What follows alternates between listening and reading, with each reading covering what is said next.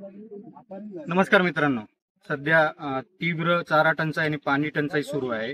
हेच लक्षात घेऊन महाराणा प्रताप जयंती आणि शेखर बुंदिले यांच्या स्मृतीप्रित्यर्थ प्रतिष्ठा युवा मित्रमंडळ आणि महाराणा प्रताप फाउंडेशनच्या वतीने गायींसाठी चारा उपलब्ध करून देण्यात येत आहे. तर आज वृंदावन गोसेवाधाम येथे सर्व मित्रमंडळ हे आलेले आहेत चारा वाटप करण्यासाठी. आपल्यासोबत आहेत खुशाल सिंग राणा ठाकूर. भैया, मला सांगा की तुम्ही जे चारा उपलब्ध करून देत आहे हे याच्याबद्दल काय प्रतिक्रिया देणार? आता काय उन्हाळ्याचे दिवस आहे आणि पाणीची टंचाई आहे आणि चाऱ्याची सुद्धा टंचाई आहे.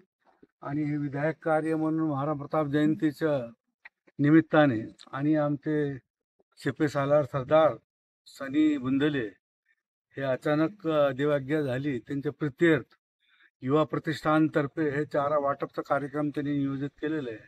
जेमतेम गौशालामध्ये सुद्धा हातभार लागल आणि यांच्या प्रित्यर्थ जर काय केलं तर असं आम्हालाही वाटेल की हे जे आमचे सेनापती होते त्यांच्यासाठी युवा प्रतिष्ठानने काही ना काही सहयोग हातभार लावलं.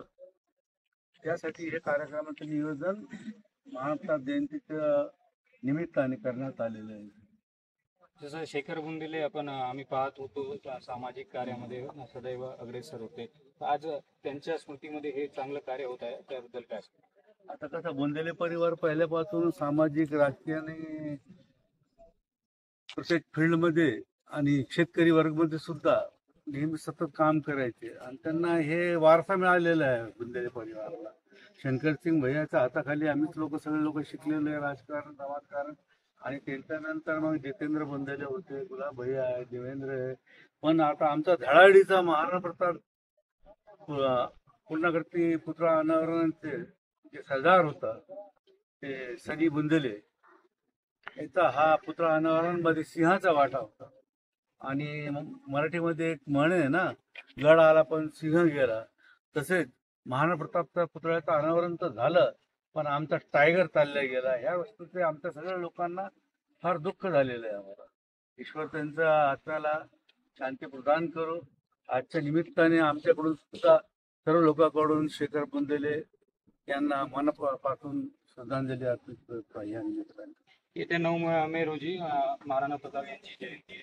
त्यासाठी अजून काय काय विविध उपक्रम राबवण्यात येत? आता महाराणा प्रताप जयंतीच्या निमित्ताने जंगलमध्ये आता पाण्याची टंचाई खूप झालेली आहे. पशु आणि पक्षी यांच्यासाठी दैनंदिनीमध्ये पाण्याची व्यवस्था करण्यात आलेली आहे.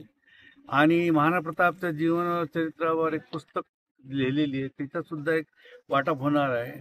आणि आपले जुने मलखांब वगैरे त्याचा एक क्रीडा निमित्ताने आयोजन केलेलं आहे 9 तारखेला. आणि तसंच आपले शक्तिसिंग भैया यांचा भावाच्या स्मरणार्थ ब्लड डोनेशनचा कार्यक्रम सुद्धा घेतलेला आहे आम्ही लोकांनी. आणि तसंच ऐतिहासिक शिवकालीन शस्त्रविद्याचा सुद्धा प्रदर्शन आम्ही 9 तारखेला करणार आहे.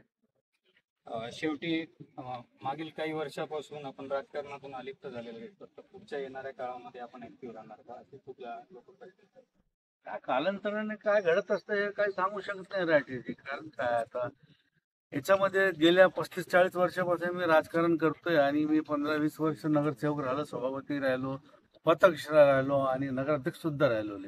5 वर्ष मी शहराध्यक्ष सुद्धा होतो. परंतु आजकालचे जे स्वार्थी प्रवृत्ती आणि नगरसेवक म्हणतात किंवा समाजसेवक म्हणतात अशातला जे शब्द सेवक म्हणून लावलेला आहे त्या शब्दाला फार म्हणजे माणसाची प्रवृत्तीमुळे तडे पडलेले आणि तडे गेलेले.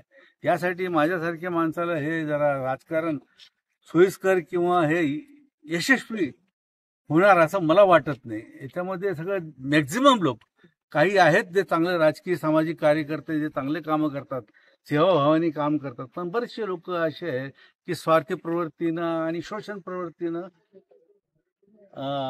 सेवा म्हणून काम करत नाही. निवडून आल्यानंतर मात्र पैसे कमवण्यासाठी निवडून येतात आणि निवडून आणल्यानंतर मग पैसे कमवण्यासाठी राजकारणामध्ये जातात. अशातला भाग. आणि गेल्या 2.5 वर्षामध्ये ना महाराष्ट्राची जी परिस्थिती झाली, 2.5 वर्ष हे उद्धव ठाकरे साहेब झाले, शिंदे साहेब झाले आणि महाराष्ट्राचं तरी राजकारण खालच्या पातळीला एवढं खालच्या पातळीला गेलेले आहे की असं वाटतं की किसं यायला लागले. आता आम जनतेला आम नागरिकला असं वाटतं की राजकारण करायला लागले, समाजसेवा करायला लागले का नागरिकांचा जीवनाशी हे खेळ खेळायला लागले. काही प्रिन्सिपल, काही नीतिमत्ता काहीच राहिलेली नाही. राष्ट्रवादीचे 2 तुकडे, शिवसेनेचे 2 तुकडे. परत यांनी काय काम केलं आणि दुसऱ्या लोकांच्या पक्षामध्ये भ्रष्टाचाराचे आरोप लावणं, आतमध्ये करणं आणि आपल्याकडे मदत केली तर ते ड्राय क्लीन म्हणून धुवून निघायला लागलं. अशातलं परिभाषा झालेली आता सध्या राजकारणाची. तर असलं राजकारण काय कामाचं आहे? आम्हाला रात्री जर झोप येत नसेल, आरामात चैनीने झोपत नसेल, तर राजकारण काय कामाचं आणि त्याचा पैसा सुद्धा काय कामाचा आहे?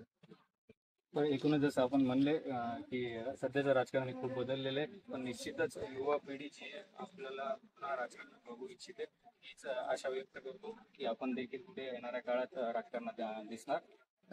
जर एकंदरीत आपण पाहिलं तर महाराणा प्रताप यांची शिकवण आणि शेखर बुंदेले यांचं जे सामाजिक कार्य होतं त्याचंच वारसा पुढे चालू ठेवण्यासाठी आज प्रतिष्ठा युवा मित्रमंडळ आणि महाराणा प्रताप फाउंडेशन यांच्या वतीने चारा वाटपाचा कार्यक्रम आयोजित करण्यात आला होता. मी अनुप राठी, आपण पाहत आहात पार्श्वभूमी डिजिटल.